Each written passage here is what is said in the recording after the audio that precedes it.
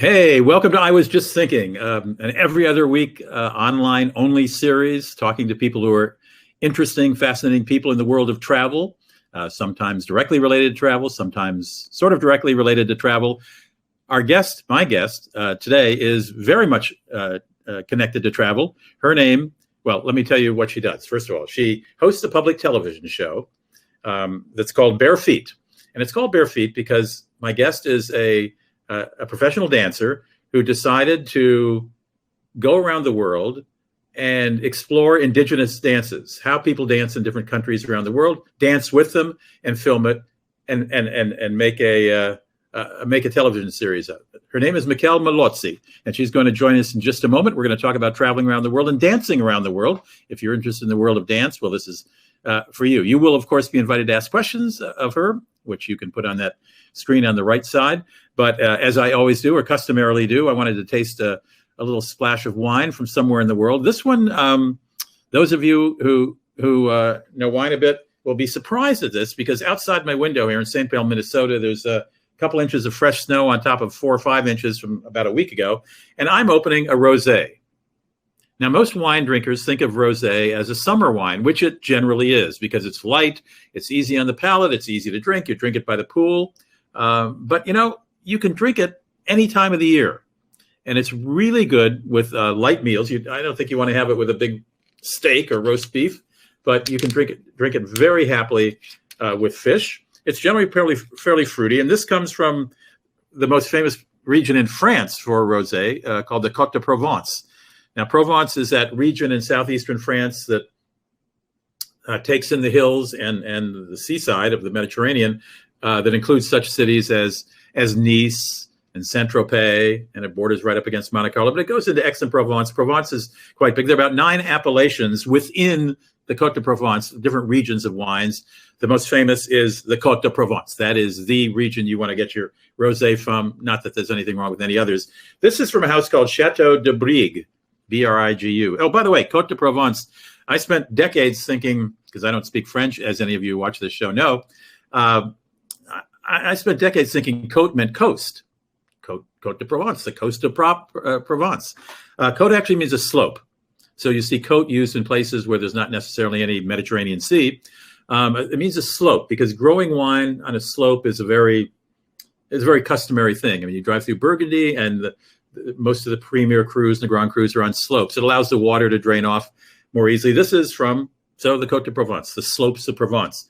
Now, because I didn't check with my daughter who speaks French, I think it's Côte de Brigue, B-R-I-G-U-E, but you can certainly correct me in the chat window right now. I think it's Brigue. But let me give it a splash. It's got that gorgeous, it's rosé. I mean, that's why it's called rosé. By the way, about anywhere between 50 and 80% of the wines produced in the Côte de Provence are rosé wines. That's what they do. And they're primarily made from the Grenache grape. And they've been making wine in that region. I keep using these Viking Ocean Cruise glasses. I am not working for Viking. In fact, on my radio show, their competitor, Ama Waterways, is my sponsor, so I better turn this around. We can still see it. Anyway, I was saying that the grapes have been grown for winemaking in this region for over 1,260 years. It was first the Greeks, actually, and then the Romans came along in AD and took over the grape growing business. And of course, now it's a whole lot of Frenchmen making a whole lot of money. Let me taste this. I can tell you, it always has a very floral nose, rosé does, because it's a very floral wine.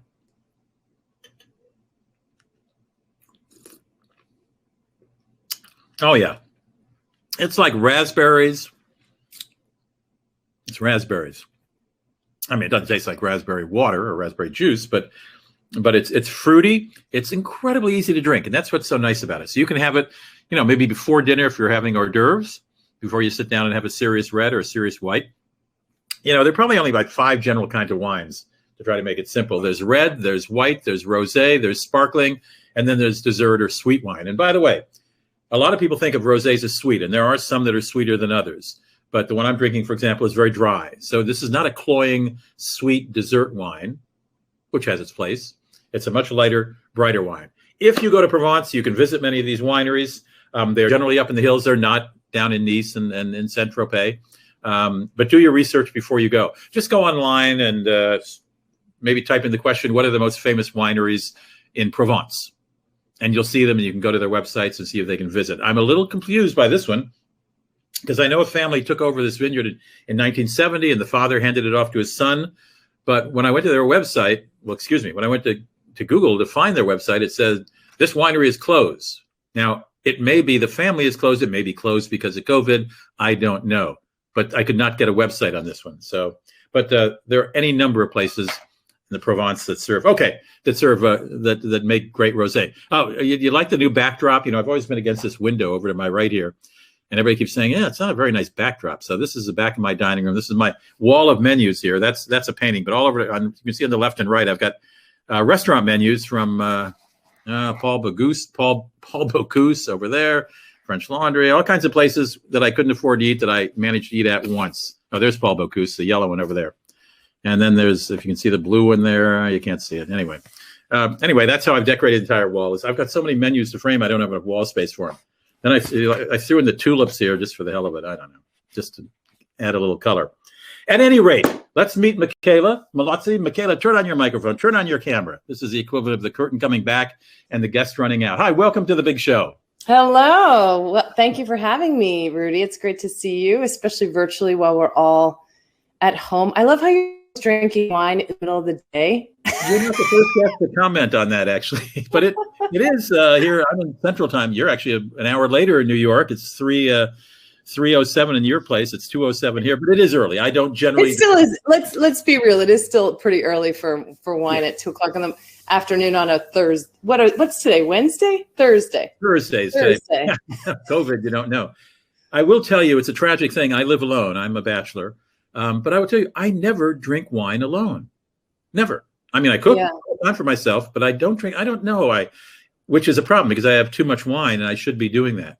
Right. Not only do I not generally drink early in the day, except on Thursdays when I taste this. In fact, let me put the screw top. I love the fact it's a screw top, by the way, back on so I can maybe sneak it into a restaurant tonight that I'm going to.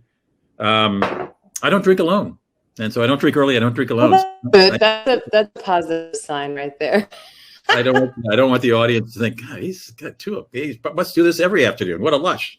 Let's talk about you. Okay. Mickela, all right, first of all, before we get into the television series and what you're doing, and you have 2 new shows that just were released this week that should be on public television stations soon. We'll talk about those in a moment. Tell me about your background. I know you're a professional. I've met you at various functions. We know each other. So I know you're a professional dancer, but I don't know what that means, professional dancer. I mean, where'd you grow up? How did you become a professional dancer? Yeah, I have sort of an interesting, weird runaround story of how I did that. I worked in the music industry for a while. I live in New York City, and I was a dancer my whole life. Decided to go to school for music. I was a music composition major. Didn't dance for a long, long time. Worked in the music industry, and then got burnt out. And then started taking dance classes again, and then eventually started teaching dance classes, and then started performing, and realized I'm not that bad of a dancer. Can I interrupt you? When you say started teaching dance classes, are we talking about, people who want to come in and learn the tango, or are we talking about teaching professional people to dance professionally? I was teaching at the Ailey Extension, so Alvin Ailey American Dance Theater. I was teaching at dance studios. Yeah. So I was teaching like ballet, jazz, tap, Bollywood. I was teaching all these sorts of styles of dance. But I had found dance again in my life. And so I was dancing. But I had always, when I would travel, what was amazing is I was always using dance to connect with people. And so I was still dancing in my life, but not as intensely as I was when I decided to leave the music industry and go into dance professionally. And then, as things sort of evolved, I realized I didn't want to be a professional dance teacher for the rest of my life. I loved the creative side, but I missed like the business side of things that I had in the music industry. You said when you traveled, you danced. What does that mean? Yeah, I didn't just nobody ever asked me to dance. I never danced. So it wasn't like I went up to strangers and just started dancing with them in the street. So if I would when I would travel, I would try and travel at least once a year internationally. When I was working, when I became a dance teacher, I then used dance to teach abroad over the summers, and then would sort of, travel from there. And I would use dance to facilitate that travel. But also, if I was going somewhere, it was usually the summer. It was usually a time of year where there was a festival or a holiday or some sort of celebration. So there was music and dance organically and naturally happening in the space, outside, in the streets. And so I would go up to people and I would dance with them, but it was because they were dancing, right? Or I would go to, in Buenos Aires, go to a milonga and learn tango. And I know, Rudy, you've tried to do tango before. So Tried is the operative word. I think on my Buenos Aires show, I think the cut was 6 to 8 seconds perhaps, because it's hard, especially for the men's portion. You're basically leading the dancer. So if you don't know how to tango, it's pretty impossible to dance tango. Look like I, had been oiling my way across the floor for hours, but in fact, it was the only 6 seconds usable of my 1 hour lesson. I think it was. No, and I envy your ability to dance. All right, so you would go to a place and you would find out where people were dancing, or and just join in. Yeah, I would join in. And what was wonderful is, I couldn't speak every language in every place I was going to, but what I could speak was the language of dance. It is this universal language, literally. And all of a sudden these friendships were made immediately, and doors would open that otherwise wouldn't have been accessible. Right. And so that was the key. I wasn't going to Buenos Aires to become a professional dancer or a tango dancer. I wasn't going to these places and seeking to be the best dancer. It was, let me connect with the local culture in a way that I know, and the best way that I do in my voice, which is through dance. And from it, and especially with the power of social media, staying connected with these friends. And I like to say I make new friends by dancing with strangers. And it's true. It's like I've made friends all over the world by dancing with complete strangers. Well, I talk a lot in everything, in my writing and radio shows, and on television, about getting into the culture you're in. That so many, I'm sure it's not just Americans, but certainly Americans do. The only local they'll talk to will be the cab driver from the airport into town, maybe, or the concierge at their fancy hotel. It's hard. It's hard to break that wall and connect with legitimate locals, not necessarily your waiter in a touristic restaurant or your hotel. And don't forget, those are locals too.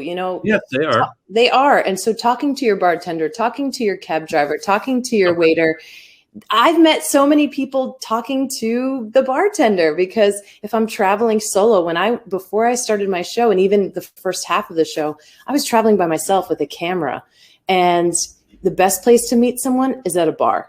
I'm not picking people up to go on dates, but the bartender is like, he knows all the characters, or he or she knows all the characters and all the wonderful places to go and the best food, and the taxi drivers always know where the best food is. And so those are locals too. I don't want people not to forget that they live where although you male bartenders are happier to talk to you than they are to me generally. But no, you're absolutely right. They are all locals and worth a beginning. But then there's that other wall to get to people who really have to buy their groceries every day and go home and cook, and their kids are in school, and you wonder how much they paid for their apartment, and what their life is like, and what they think of the United States, and et cetera. And you can do that if you're thrust as intimately as you are in. I don't mean intimately dancing, but it's intimate, and it is intimate. It's great. Yeah, it's intimate, and it's very fast. That's what I love about using dance to connect with people. It's such an immediate connection that there's no room there. It's, for me at least, I have very little time to stumble about with language, right? So if you're trying to ask for directions and you don't speak Uzbek, right, or Russian, like, it's almost impossible unless they speak English.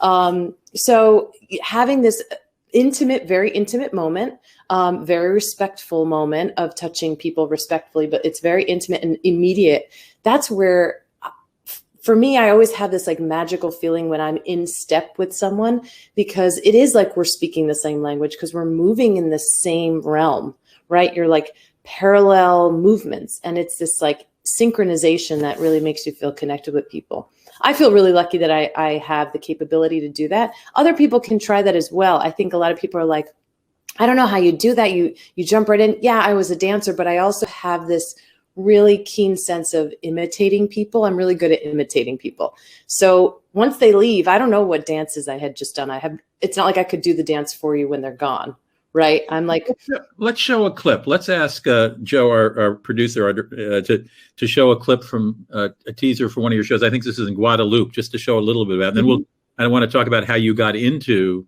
television. I mean, sure. That's a big step from teaching dancing and traveling a bit. It is. Joe, do you have that clip ready to go? Oh, here it is. We don't have any sound on that. Can we get some sound? It's very colorful and vibrant. There's Mickela doing her stuff, getting to know people. Eating, playing music. Right. I'm celebrating Carnival in the Guadeloupe Islands in the French Caribbean. And in fact, those are your 2 new shows you just released, 2 half-hour shows on Guadeloupe, just in time for Black History Month and just in time for Carnival. Yep, exactly. I feel super lucky. You can find that at our website at travelbarefeet.com. You can also go to our website to check your local listings to see when those 2 episodes and all of our other Bare Feet episodes are going to be airing on your local PBS station. But yeah, this is my life. I get to just jump right in. I dress in costume. I play the music. I learn the dances. I eat the food. To me, dance is a focal point for me to be able to jump into the culture in all aspects. And how many, roughly, I don't know if you've ever counted how many different destinations you've been to dance. I mean, this is not your first rodeo here. No. These are episodes 39 and 40, which I'm very proud of. And I've been to about 33 countries. So I'm sure you've been to Europe, Asia, and Africa. Yeah, I have. I have not been to Australia yet. Okay. So I've been to 5 of the 7 continents. And I don't think there's going to be that much dancing in Antarctica, but it would be amazing to go visit. Warm, yeah. Right. But yeah, it's, and I started this when I was making the TV show. I was also making YouTube videos, and we also did a whole season in New York City. The premise was traveling the world within the 5 boroughs of New York City, because that's how I see New York, through the ethnic neighborhoods and cultural neighborhoods and the beautiful diversity of our city. So I've learned about 80 different styles of dance and music. Yeah. 80 more than I know. That's amazing. And that's the funny thing. I have people say to me, like, aren't you ever going to run out of dances? And I'm like, do people ever run out of types of food to eat? It's the same thing.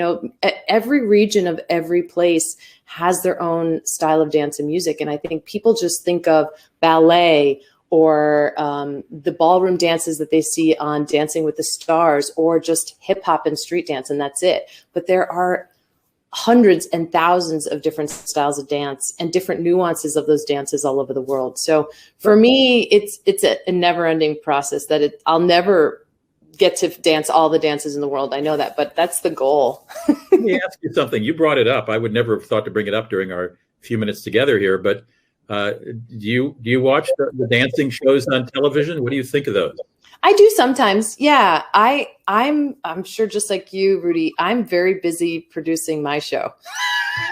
It's a lot of work. I think to produce my show, but yeah. Yeah. Well, I think a lot of people don't realize, you're an independent producer like myself. I'm an independent producer. We're on public television, which I'm super proud of being part of the public television family.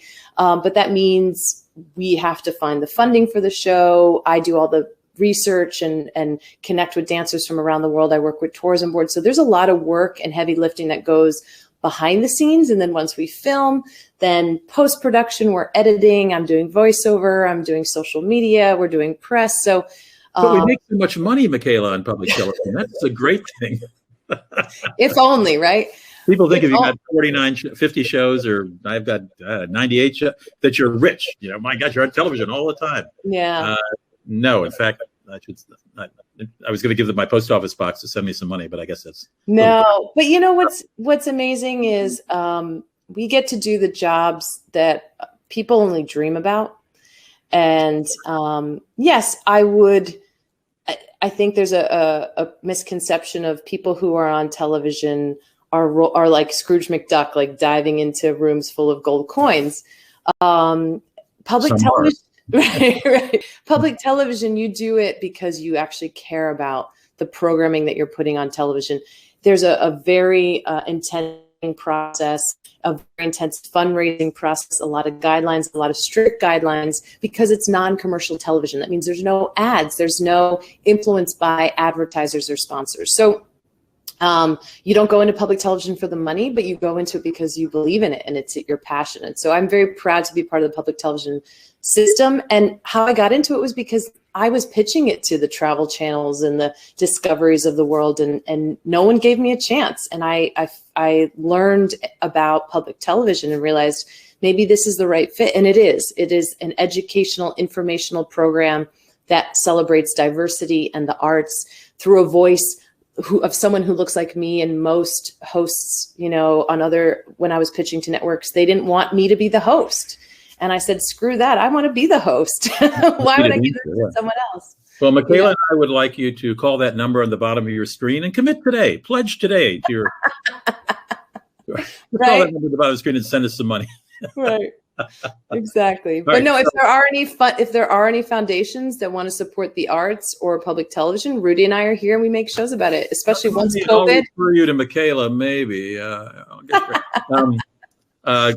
We have Celeste. I don't know what Celeste is asking here. It doesn't seem like a question or whether she's saying she likes it. She says, like dances they do in the hill tribes of PNG for their festivals. What is PNG, Celeste? Do you know what PNG is, Mickela? PNG. Is that an airport designation?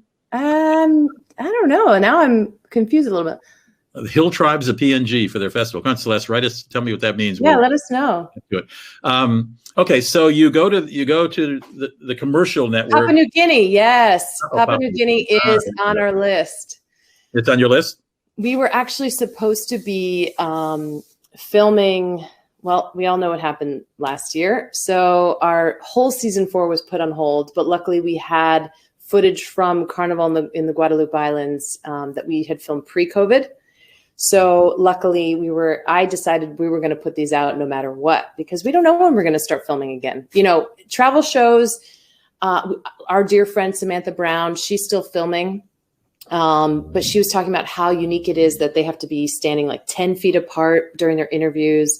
I can't dance with people 10 feet apart, right? I need to touch them and hold their hands and sweat with them. So it's going to be a little longer before we can start filming our show again.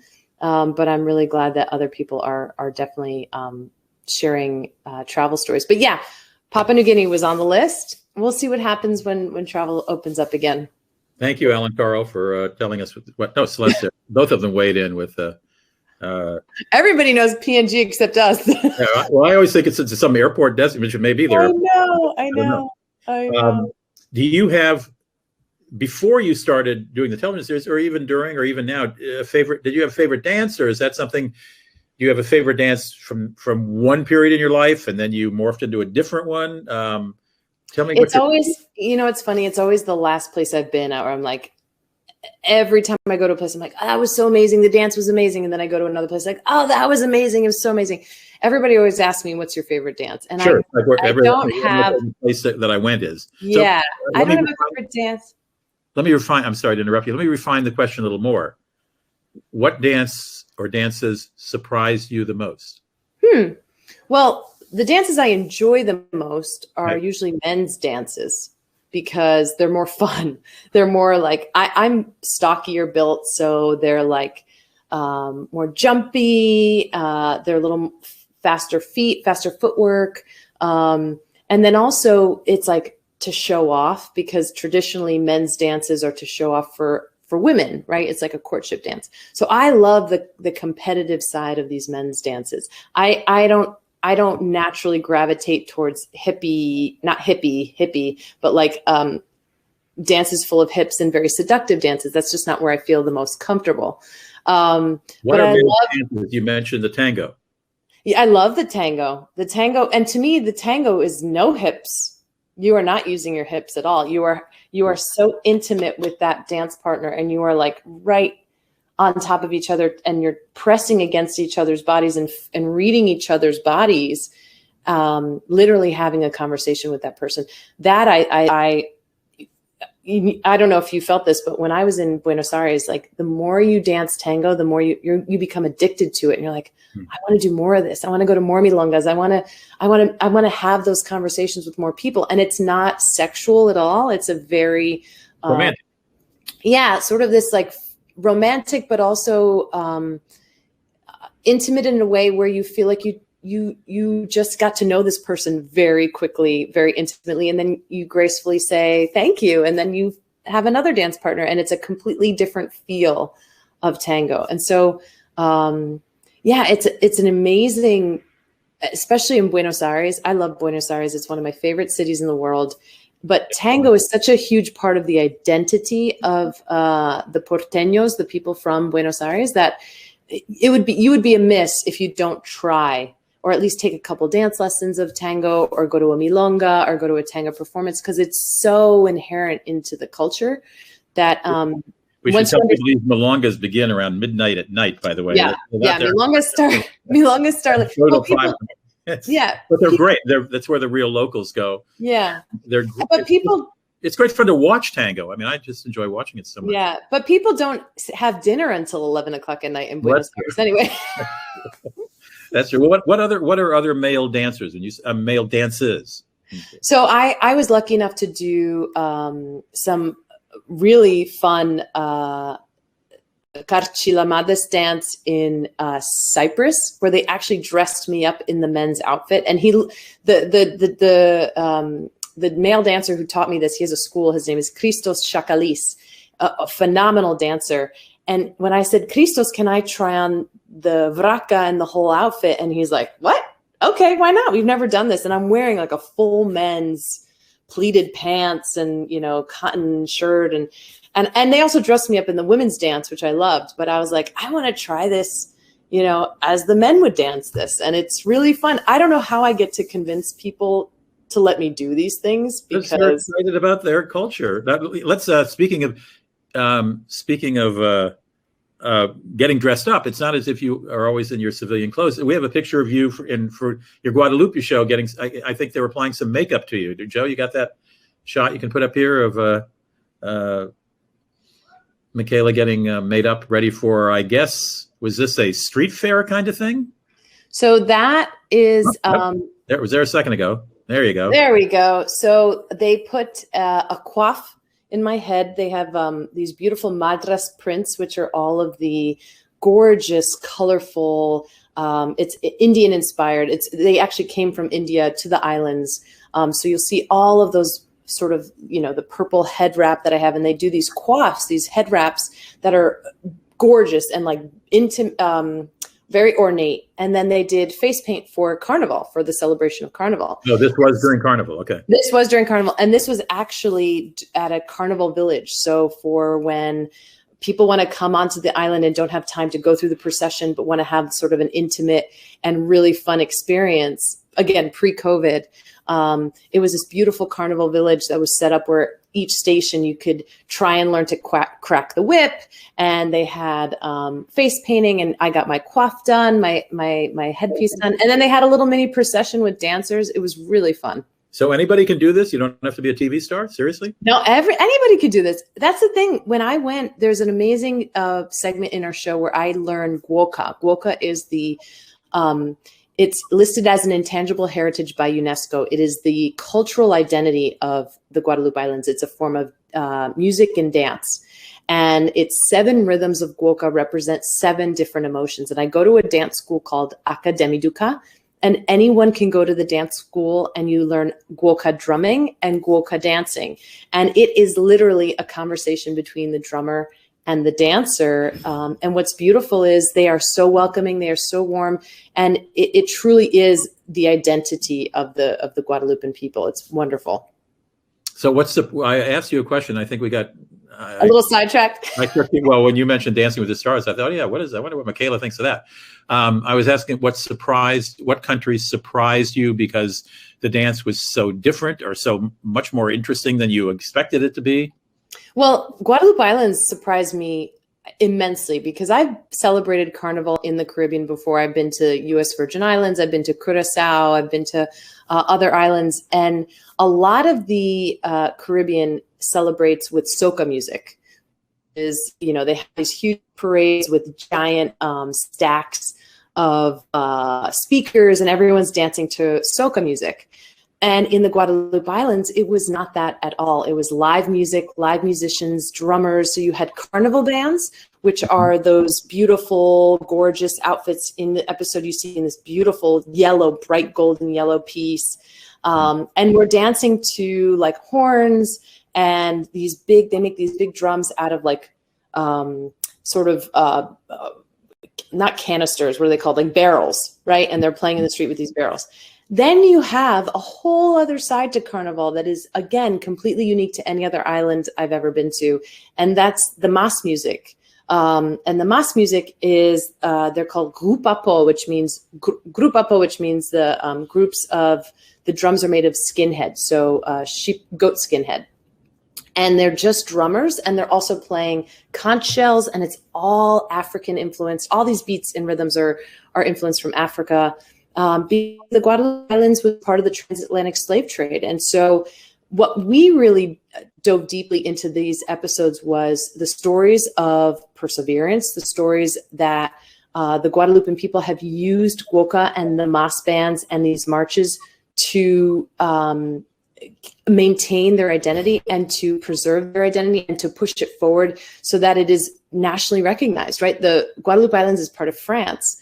And Creole wasn't a national language. Now it's taught in schools. It's amazing how the people of Guadeloupe have used this dance and music to help propel their voice and their place in their country. So it was super powerful, but I wasn't expecting that. I was expecting like soca music and all this amazing stuff. And then, and you know this, Rudy, like usually Carnival, Fat Tuesday, that's when you have the big party and then it's done, right? And then everybody's like, Lent, and then you kind of wait for the next, 6 weeks, 8 weeks? No, maybe more.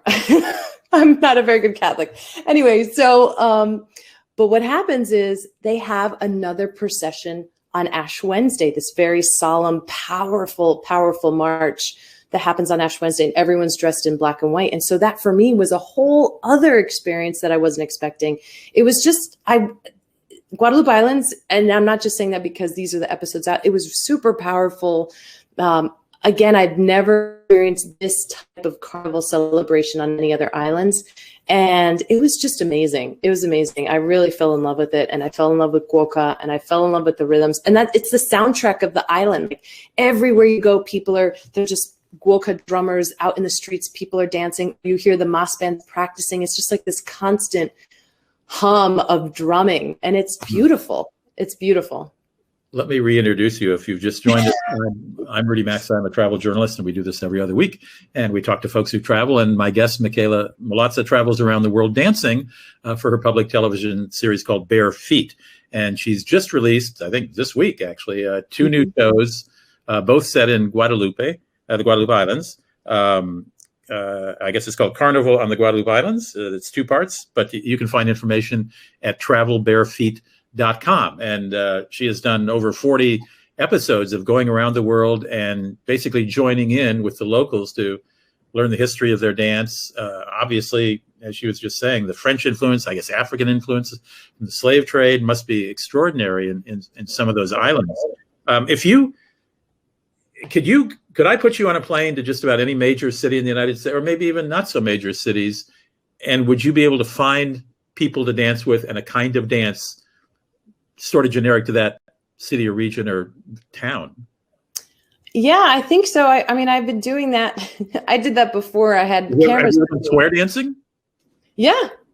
I've done square dancing and buck dancing. I wanted to do for season 4, I wanted to do an episode along the Crooked Road Trail in Southwest Virginia. It's an amazing American roots music trail, Right. I know it's for music, but is it for dance too? Oh yeah, there's buck dancing and clogging and flat footing. I don't know what buck dancing is. It's like clogging or flat footing. So if you picture a banjo's playing, and then you have a guy with a piece of wood, and he's shuffling his feet and using his feet on the board as an instrument to be a percussive instrument. That's what clogging or flat footing or that's what that is. Okay, clogging, I can imagine. I'm sorry, but I interrupted you. So you wanted to go back. You basically went to the hills of Southern Virginia, Western Virginia. That's what you're talking on the Crooked Road. I've been there. No, I'm just saying, yeah, we've done all this stuff, and that's what's wonderful is, before, I think what people need to realize is I didn't start the show because it's like a gimmick of dancing. This is how I was traveling for fun, right? Always. And I thought, wow, this is a really special way of connecting with people. Let me try and start a TV show about it. And then I did. Let's go in the garage and put on a show, said the kid. But if I sent you to Chillicothe, Ohio, I mean, maybe you don't know Chillicothe, but I went to college in Athens, Ohio, which is really Appalachia. It's really West Virginia by a couple of miles. Mm-hmm. Yeah, I guess you would find distinctive dances there, wouldn't you? Now that Oh yeah. I don't really think about dances when I go to places unless there's something, I turn the corner and there's a festival going on. Mm-hmm. And what you also have to think about too is there's so many immigrant communities across the United States, and the way that they preserve their culture is also through music and dance and storytelling. Okay. I come from a family of immigrants. That's how we pass down our traditions. I would dress up in La Pacchiana outfit, which you see in my very first episode. And we would do the traditional Southern Italian dances. So for me, that's normal, but I can always find that local, whether it's the local dance that's from that place or immigrant communities that bring their dances with them and they evolve a little bit. I mean, there's so many communities within communities that you can connect with. Those were your first shows, weren't they, Italy?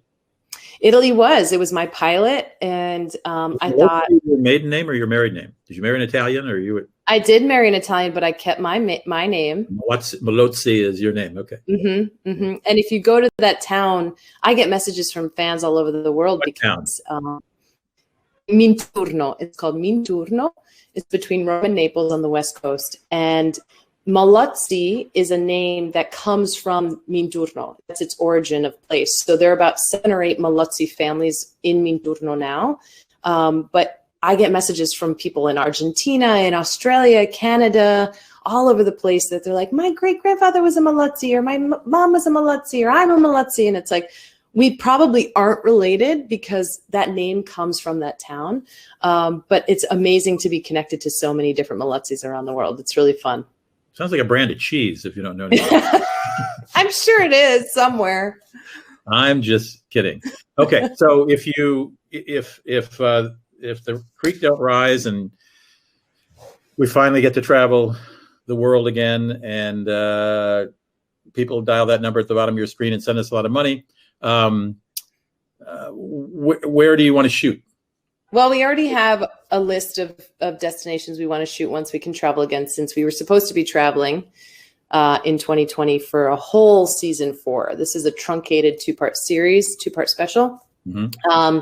But on the list is Tanzania. I'm good friends with a Tanzanian princess of her tribe, and she's a beautiful dancer. She also has a company called Curious on Tanzania, and she's just wonderful and a beautiful ambassador to her country and to her culture. So we are hoping to get to Tanzania. We're also hoping to get to New Orleans. New Orleans is one of my favorite cities in the United States because of its music and dance culture. Right, you haven't done that already. Huh. I'll be darned. I've been there, but we haven't filmed yet. So, and it doesn't even have to be during Mardi Gras. I actually love going to New Orleans when it's not Mardi Gras, because then it's not as chaotic and you can actually jump into second lines and, just have a better overall experience. You're not flooded by tourists. I love being with locals. I am a tourist. I don't want to hang out with other tourists. I want to hang out with locals. Mm-hmm.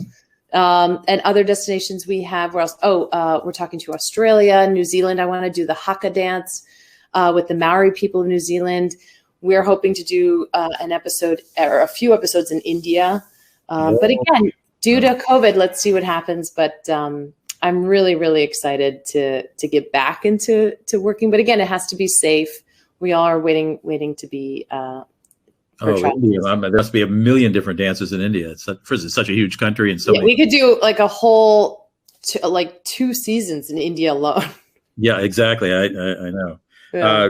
Ava Parker says the Crooked Road sounds like an adventure. Celeste says the men in Oman have a unique dance for their king, who is like a deity to them. Cool. That's great. Yeah. See, it's endless. It's endless. There's so many destinations.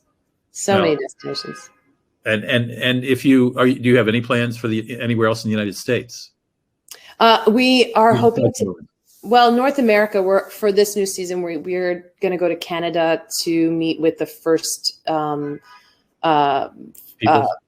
First Peoples Nations. And we're actually going to do a few episodes because they have such a beautiful way of actually staying connected to the land. So a lot of national parks are run by the First Nations people who are there, who are from that land. So it's really amazing. They have an Indigenous Peoples Day where they have huge celebrations across all of Canada. Again, we don't think we're probably not going to be able to film that till 2022, but we'll wait. How about Native Americans? Have you done anything with them?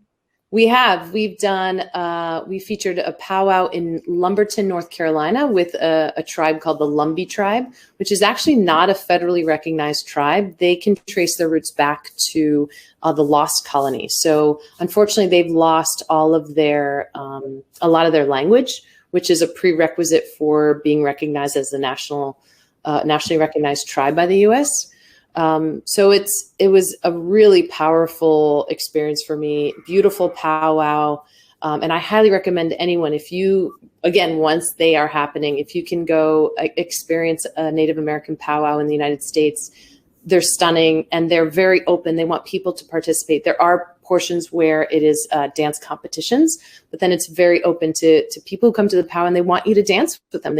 Dance is prayer in a Native American culture. So our attendees, Cynthia, the high school girlfriend, well, she would never be my girlfriend, but I wanted her to be, says Native Americans in the U.S. have great powwows. So they do. San Miguel de Allende now. So I got some dancing there, I bet, too. Do you dance? Does your husband dance? He does. I don't think I would have married someone who couldn't dance. He's not a dancer, but we do love to dance together. So that's good. Okay, so you have someone to dance with even in these COVID times. Yeah. He's also a musician. He's a pretty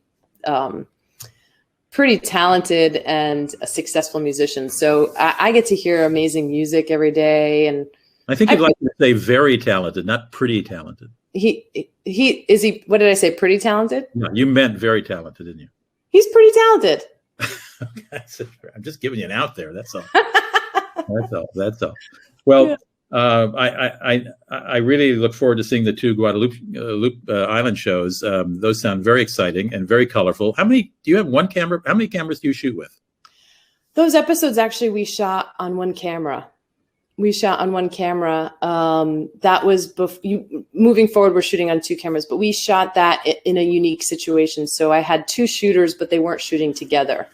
So it's pretty amazing what we were able to capture. We're very small footprint on the ground. We're a small crew, but I think that intimacy really helps with us getting our stories, because when we meet with people, we don't have huge lights and all these cameras and booms and everything. It's a very intimate moment, and people feel comfortable with me and with my crew. So that's super helpful. Yeah, for most of my shots, we just didn't have a budget for two cameras, but the last couple of shows, somehow we did have a budget for two cameras. And it was easier for interviews because you could shoot both people simultaneously, otherwise with one camera, you got to get, fake reaction, for the listener on the listener's face. But also we could send a second camera out and do a lot of, what we call BRoll, which is picture of the city or the country or wherever you are. So Rudy, I have a question for you. What's in the horizon for you and your shows? More wine, pretty much. I don't know.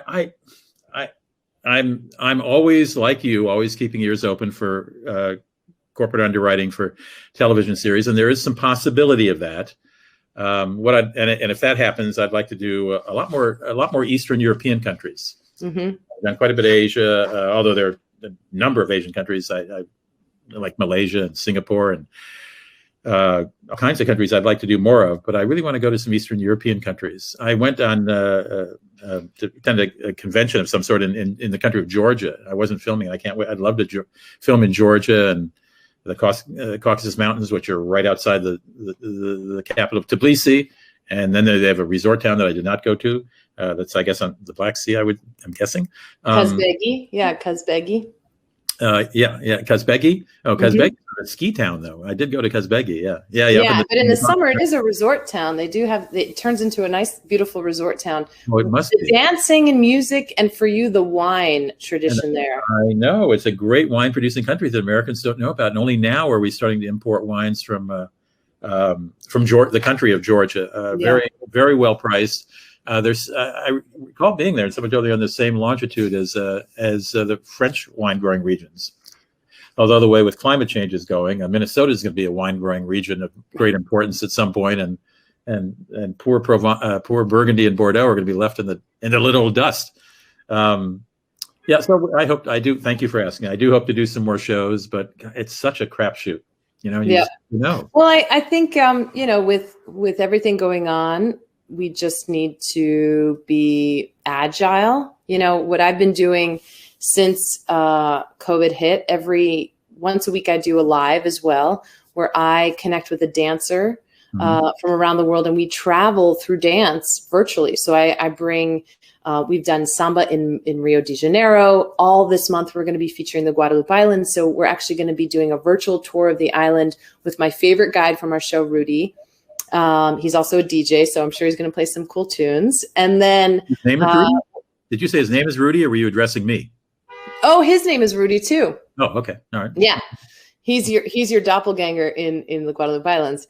And then we're going to have one of the dancers that I got to dance with in Carnival. Her name is Elodie Cairo. She was with Waka Shire Band, and she's going to teach us some of the Carnival choreography. So every week I bring people a little taste of another part of the world through dance, because we have the technology to do it. We use social media.